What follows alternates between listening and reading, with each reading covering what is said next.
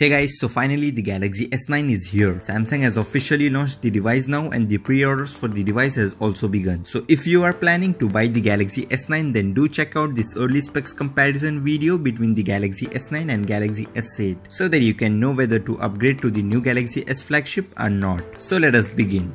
Starting with the design, the Galaxy S8 has a 5.8-inch Super AMOLED Infinity display with Quad HD Plus resolution, and the Galaxy S9 has the same 5.8-inch Super AMOLED Infinity display with Quad HD Plus resolution. But the bezels on Galaxy S9 are made deeper black to conceal the iris, and the bezels are somewhat minimized too. At the rear side, the Galaxy S8 has a camera with fingerprint scanner beside it along with the heart rate monitor. But Galaxy S9 has fingerprint scanner placed below the camera to make it easily reachable. Next one is the camera. The Galaxy S8 has a dual pixel rear camera with 12 megapixel sensor having f1.7 aperture lens with optical image stabilization, and an 8 megapixel front camera with f1.7 aperture lens and autofocus mode. Whereas the Galaxy S9 has a super speed dual pixel rear camera with 12 megapixel sensor having variable aperture lens that could go from f1.5 to f2.4 depending upon lighting conditions, and has optical image stabilization too. And at the front there's an 8 megapixel camera with f1.7 aperture lens and autofocus mode. And the Galaxy S9 has super slow-mo video recording in 720p resolution at 960 frames per second. And also it comes with motion detection which will let you take super slow-mo videos automatically at the right moment. And also you can edit the super slow-mo video in different forms such as reverse loop, forward loop, or even create a GIF and even add music to it. And you can even keep the slow-mo videos as your wallpaper on the Galaxy S9.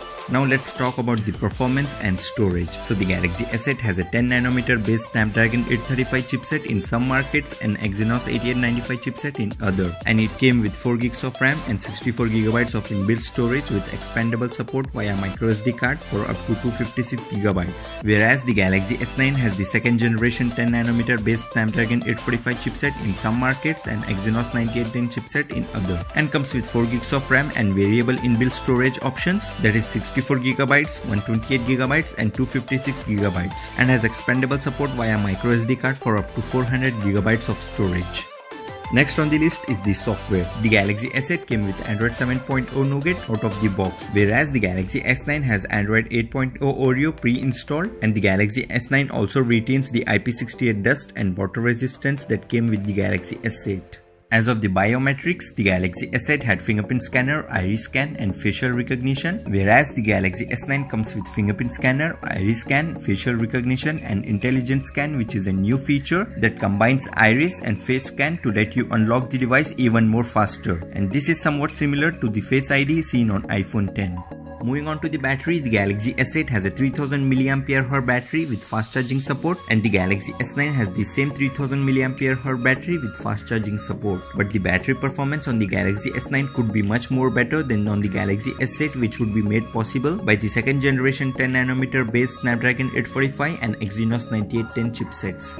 Apart from all this, the new features that Galaxy S9 will have is the AKG tuned dual stereo speakers with Dolby Atmos technology that brings surround sound, and a new AR emoji feature that allows you to create your own realistic or cartoon-like emojis using the device facial recognition technology. And these AR emojis are fully customizable, can easily be shared with others, and also used as a wallpaper for the home or lock screen.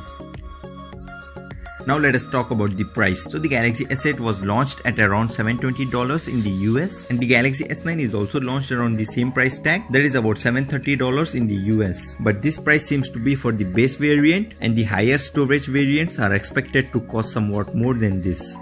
So this was the early specs comparison between the Galaxy S8 and Galaxy S9. The new flagship is almost similar to its predecessor in the design but comes with improved features. In my opinion, the Galaxy S9 is worth buying, seeing its improved camera and biometrics and the new features too. But if this all doesn't matter to you, then you can stick to the Galaxy S8. So do let me know in the comments below whether you are buying the all new Galaxy S9 or sticking to the Galaxy S8 only. And if you found this piece of info useful, then just like this video now and also subscribe to the channel for more videos like this.